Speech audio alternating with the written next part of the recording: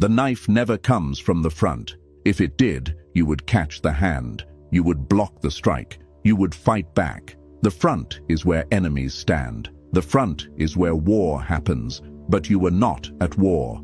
You were at dinner. You were laughing. You were sharing your dreams, your fears, and your weaknesses with someone you called a friend, someone you called a partner. And that is why you are bleeding. The betrayal that destroys you never comes from a stranger. A stranger cannot hurt you because a stranger has no access to your back. The betrayal always comes from the person you handed the key to. And looking back, you feel stupid. You feel blind. You replay the memories, and suddenly the red flags you painted white begin to bleed through. You see the glances, you hear the pauses. You realize that the signs were there all along, screaming at you in a language you refuse to learn. You want to believe that humans are good. You want to believe that loyalty is the default setting of the soul. Machiavelli would laugh at you.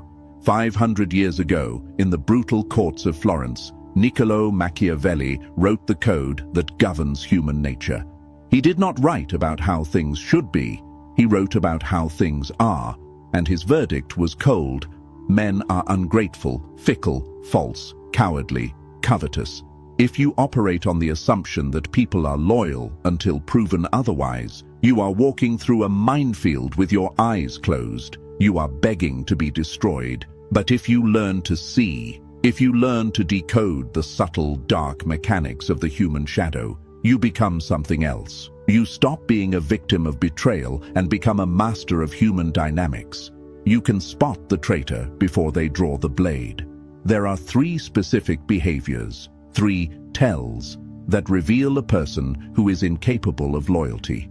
These are not obvious. They are not the person who lies to your face. They are the person who smiles too much, the person who agrees too quickly, the person who uses honesty as a mask for deceit.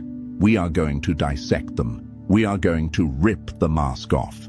By the end of this video, you will look at your circle, and you will see the cracks in the foundation, and you will finally have the permission to do what you have been too afraid to do: cut the rope.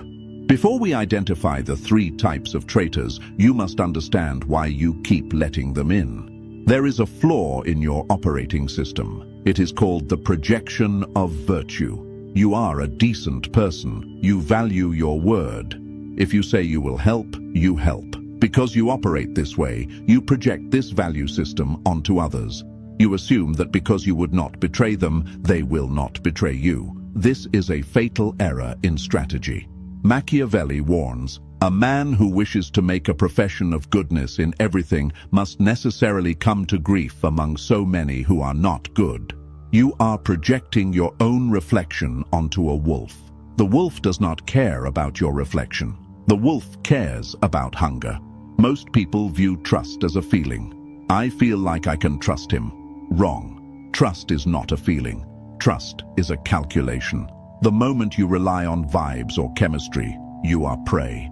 The greatest con artists in history, from Casanova to Bernie Madoff, were masters of vibes. They made you feel special. They made you feel understood. They used your desire for connection as the Trojan horse to enter your walls. You must stop trusting your feelings and start trusting patterns. Patterns do not lie. Words lie. Emotions lie. But behavior? Behavior is the only truth. We are going to look at 3 specific behavioral patterns that signal a dormant enemy. These are the people who are currently in your life, masquerading as allies. Traitor sign. Number 1. The weaponized vulnerability, the premature confessor. This is the most counterintuitive sign, and that is why it catches the smartest men off guard. We are taught that vulnerability is a sign of closeness. We are taught that if someone shares their pain, their secrets, or their trauma with us, it means they trust us. So you meet someone, a new friend, a new colleague, a potential romantic partner, and within the first few hours, or perhaps the first week, they dump something heavy on you. They tell you about their abusive childhood. They tell you about their crazy ex who ruined their credit. They tell you a deep, dark secret that they've never told anyone else. Your ego swells. You think, wow, They must really see something special in me. We have a deep connection. You are not special. You are a target. This is not intimacy. This is premature confession. And in the world of dark psychology, this is a transaction. Machiavelli understood that men are driven by two principal impulses, either by love or by fear. But there is a third driver: debt. When someone gives you a secret, they create an immediate subconscious debt. They have given you a piece of themselves. Now, the social contract of reciprocity demands that you give them a piece of yourself in return. So what do? You lower your shield. You tell them your secrets. You tell them about your insecurities. You tell them about the friction in your marriage or the money you're hiding from the taxman. You think you are bonding. In reality, you are handing them ammunition. The premature confessor is often a person with no boundaries. A person with no boundaries has no loyalty. If they are willing to betray their own privacy to a stranger, they will betray your privacy to the next stranger they meet. Think about it. Why would they trust you so quickly? They don't know your character. They don't know if you are a good man. They do it because it is a manipulation tactic. It is a way to speed-run trust. They want to bypass the necessary time it takes to build real loyalty by hacking your empathy. They are looking for a savior, or they are looking for a leverage point. Real trust is slow. Real trust is earned. The Romans knew this. The Spartans knew this. You did not enter the inner circle by sharing a sad story. You entered by bleeding on the same battlefield for 10 years. Beware the person who tries to fast forward the relationship. If someone tells you their darkest trauma on the first date, run. They are not looking for a partner. They are looking for a hostage. They are looking for someone to carry their baggage. And the moment you try to set a boundary, the moment you try to pull back, they will weaponize that vulnerability. They will say, I opened up to you. I trusted you. How could you be so cold? Now you are trapped. You stay because you feel guilty. And that guilt is the cage they built for you within the first hour of meeting you. Machiavelli would advise you to accept the information, but give nothing in return. Listen, observe, but keep your own cards face down. A secret shared too soon is not a gift. It is a hook. Do not bite. Traitor sign number 2. The Switzerland syndrome. The pathological neutral. I don't want to get involved. I'm just going to stay out of it. I see both sides. These sentences sound mature. They sound reasonable. They sound like the words of a peacemaker. They are the words of a traitor. In The Prince, Machiavelli writes a chapter titled, "That neutrality is often fatal." He argues that when two powers are fighting, the one who remains neutral is hated by the loser and despised by the winner. Why? Because neutrality is not a moral stance. Neutrality is a safety calculation. When a person stays neutral in the face of disrespect towards you, they are not being objective. They are hedging their bets. Let's say you are in a conflict. Someone has wronged you. Someone has stolen from you, lied about you, or disrespected you publicly. Your friend watches this happen. They know you are right. They know the other person is a snake. But when you ask for their support, they shrug. I'm friends with both of you. I don't want to choose sides. Understand this clearly. Silence is a choice. By refusing to condemn the disrespect, they are validating the disrespect. The pathological neutral values their access to people more than they value their principles. They want to be popular. They want to be liked by everyone. They want to keep all doors open. A person who wants to be liked by everyone stands for nothing. If they will not defend you when you are right, they will not defend you when you are vulnerable. This type of person is dangerous because they are invisible enemies. They don't attack you. They just step aside and let the bus hit you. And then they show up at the hospital with flowers saying, "I'm so sorry this happened to you." They are the first to congratulate you when you win, and the first to disappear when you lose. Machiavelli respected an open enemy more than a neutral friend. An enemy you can fight. An enemy declares his position. You know where he stands. The neutral friend stands on shifting sand. You build your house on them, and when the storm comes, the foundation liquefies. Look at your circle. Who are the people who always play devil's advocate when someone hurts you? Who are the people who say, well, maybe he didn't mean it like that, when he clearly meant it exactly like that?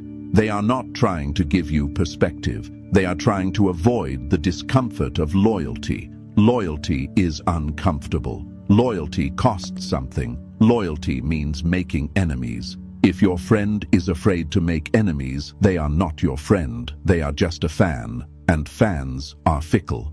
Dante Alighieri, a fellow Florentine of Machiavelli, reserved the hottest places in hell not for the violent, but for those who, in times of moral crisis, preserved their neutrality. Why? Because the violent man at least has conviction. The neutral man has only self-preservation. Do not trust the person who is friends with your enemies. It is a mathematical impossibility. If they are drinking with the person who is trying to poison you, they are handing them the cup. Cut them loose. Let them be neutral in the void. You need allies who are willing to bleed, not spectators who are eating popcorn while you fight for your life. Traitor sign number 3. The grandstander of virtue, the moral performer. I hate drama. I am an empath. I never lie. I'm just a nice guy, that's my problem. The loudest announcements in a room are usually the biggest lies.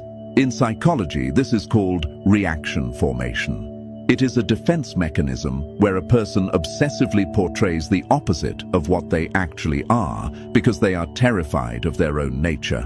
The person who constantly tells you how much they hate drama is always the source of the drama. The person who constantly tells you how honest they are is usually getting ready to deceive you. Machiavelli wrote extensively about the appearance of virtue. He advised princes that it is not necessary to have all the virtues, but it is necessary to appear to have them. Everyone sees what you appear to be. Few experience who you really are. But here is the twist. The modern manipulator has read the playbook. They know that to hide their dark triad traits, narcissism, Machiavellianism, psychopathy, they must wear the mask of a saint. They don't just act good, they perform goodness. They share social justice posts 20 times a day. They talk loudly about their charity work. They judge others for their moral failings. They position themselves as the mom or dad of the group, the protector, the conscience. This is camouflage. A truly good person does not need to advertise their goodness. Goodness is quiet. Integrity is silent. It is demonstrated in action, not in press releases. When someone is broadcasting their morality, they are selling you something, and if they are selling, you should check your wallet. This type of person is the most dangerous of the three because they weaponize morality against you. If you catch them in a lie, they will flip the script. How can you accuse me after everything I've done for you? I'm the only one who cares about you. They use their virtue as a shield. You cannot attack them because they are so nice. You cannot question them because they are so spiritual. But pay attention to the disconnect. Watch the person who is so nice to you but rude to the waiter. Watch the person who preaches loyalty but gossips about their other best friend the moment they leave the room. Watch the person who claims to be humble but dominates every conversation with their own achievements. The mask always slips. Machiavelli warns that the wolf does not knock on the door and say, "I am here to eat you." The wolf puts on the skin of the sheep. He bleats, he grazes, he waits until the shepherd is asleep. The moral performer is the sheepskin. You must develop the eyes of a predator to spot another predator. When you see someone trying too hard to convince you of their character, ask yourself, what are they trying to distract me from? Usually it is a void, a lack of empathy, a deep, cold narcissism that views you as an object to be used. They want you to trust their words so you stop looking at their hands, and their hands are stealing from you. We have identified the three archetypes: the premature confessor, the pathological neutral, and the moral performer. You are listening to this, and faces are popping into your head. You feel a tightness in your chest. That is your intuition finally waking up from the sedative you fed it. But the question remains, why didn't you see it before? Why do we keep trusting these people until they destroy us? It is because of a psychological glitch called normalcy bias. We assume that things will continue as they are. We assume that because someone hasn't stabbed us yet, they won't stab us ever. We are addicted to the status quo. To acknowledge that your best friend is a pathological neutral means you have to have a confrontation. It means you have to be lonely for a while. It means you have to admit you were wrong. The human ego hates admitting it was wrong more than it hates being betrayed, so you make excuses for them. He's just going through a hard time. Premature confessor. She just doesn't like conflict. Pathological neutral. He just really cares about doing the right thing. Moral performer. You gaslight yourself. Stop it. Machiavelli did not write The Prince for people who wanted to be comfortable. He wrote it for people who wanted to survive. Survival requires the death of your illusions. You have to be willing to look at the people you love and see them not for who you want them to be, but for who they are. This is the cold read. In the next section, we are going to go deeper. We are going to discuss how to test these people, because suspicion is not enough. You need proof. Machiavelli believed in testing the structural integrity of a fortress before a siege. You must test the structural integrity of your relationships. I am going to give you the specific psychological pressure points, the tests of loyalty, that will force these masks to fall off. When you apply pressure, things break. And it is better that they break now while the stakes are low than later when you have everything to lose. Prepare yourself. We are moving from observation to action. You have your suspicion. You see the signs. The premature confessor is draining your energy. The pathological neutral is hesitating. The moral performer is preaching too loud. But you are not a tyrant. You do not execute without trial. You need certainty. Machiavelli was a scientist of power. He did not believe in guessing. He believed in empirical evidence.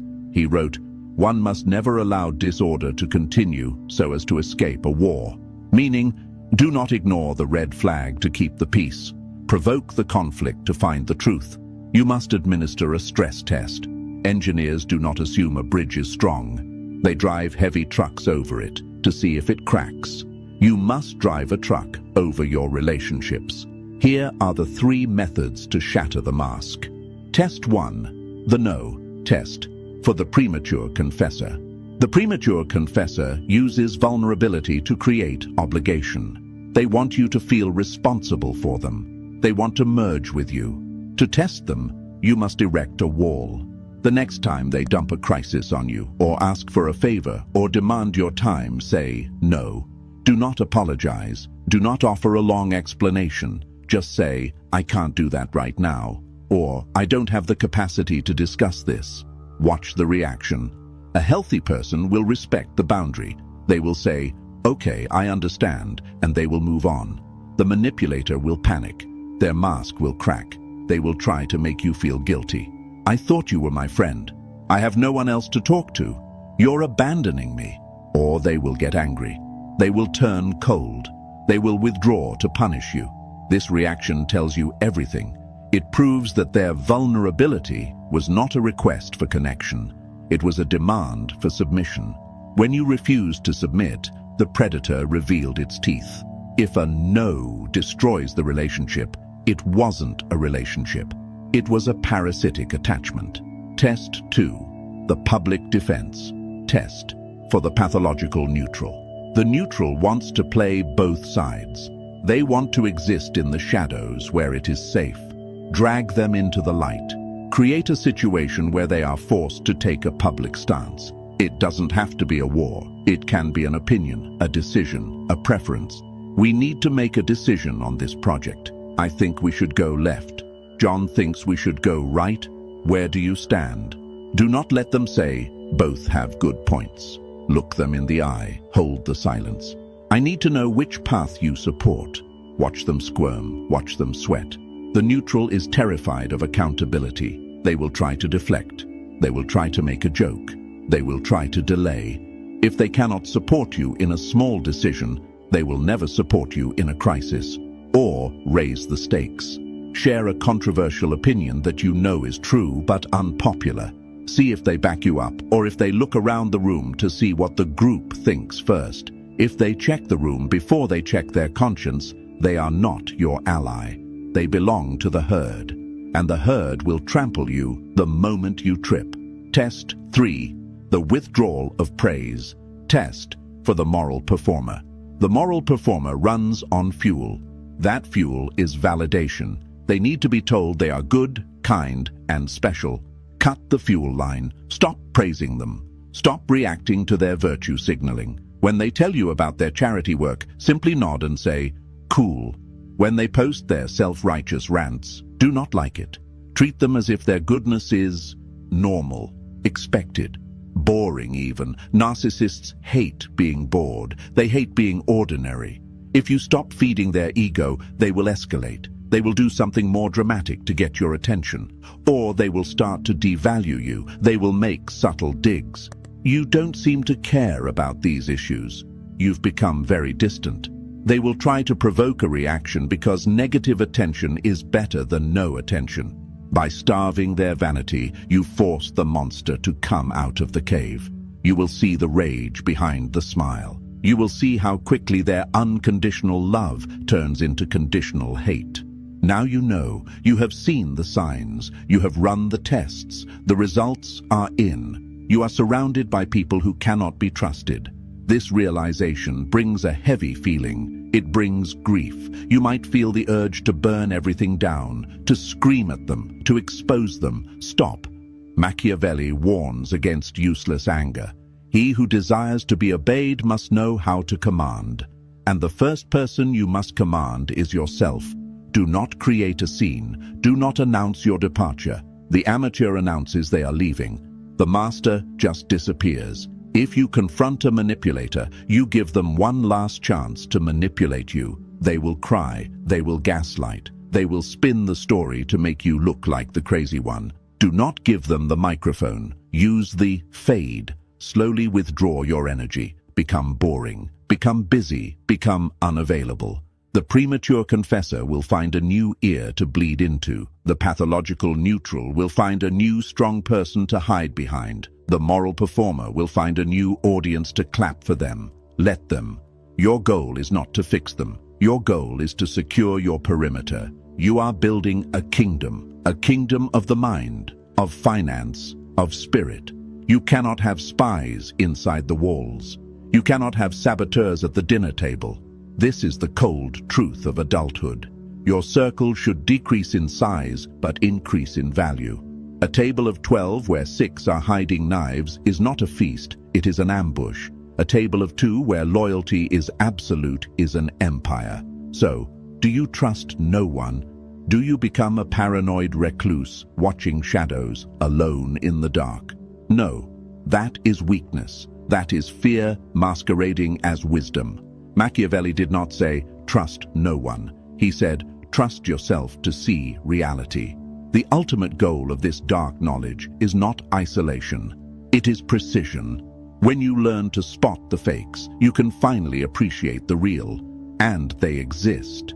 There are men and women who possess the old virtues. They speak little, but do much. They pick a side and stay there even when it rains. They do not advertise their honor. They simply live it. When you find these people, you treat them like gold. You protect them. You return their loyalty tenfold. But you can only find them if you clear the weeds. You have been wasting your water on dead plants. You have been giving your best energy to the confessors, the neutrals, and the performers. You have been trying to turn stones into bread. Stop. Reclaim your energy. Pull it back into your core. When you stop needing to be liked, you can start being respected. When you stop fearing betrayal, you can start building alliances. The world is a dangerous place. It is full of traps. But the most dangerous trap is your own blindness. Open your eyes. Look at the people around you. Who is holding the knife? Who is hiding in the middle? Who is wearing the mask? See them, acknowledge them, and then, silently, ruthlessly, remove them. Because you have work to do. And you cannot climb the mountain if you are carrying dead weight. There is one final person you must check, the hardest person to see. Look in the mirror. Are you the premature confessor using your pain to trap others? Are you the neutral, too cowardly to stand for your friends? Are you the performer, acting good instead of being real? Machiavelli wrote, "It is double pleasure to deceive the deceiver." Do not deceive yourself. The sword of truth cuts both ways. If you want loyalty, you must be loyal. If you want strength, you must be strong. If you want a circle of kings, you must stop acting like a courtier. Clean your own house first, then seal the gates. The world does not reward the naive, it eats them. The world does not reward the paranoid, it ignores them. The world rewards the perceptive. Be the one who sees, be the one who knows, be the one who cannot be taken by surprise. That is the ultimate power. Not controlling others, but seeing them so clearly that they can never control you. Walk in silence, watch the hands, and trust only what is proven. If this opened your eyes, understand this is only what I can show publicly. There are videos I cannot upload for everyone. There are aspects of dark psychology that I simply cannot discuss publicly on YouTube without being censored or demonetized. The algorithm suppresses the most powerful information. Those exist behind the join button. If you're still here, you're not like the others. Subscribe if you haven't. But if you want what's hidden, click the join button and step into the architect level. You will unlock exclusive, uncensored videos that dive into the deepest parts of the human psyche. Most won't. That's the point.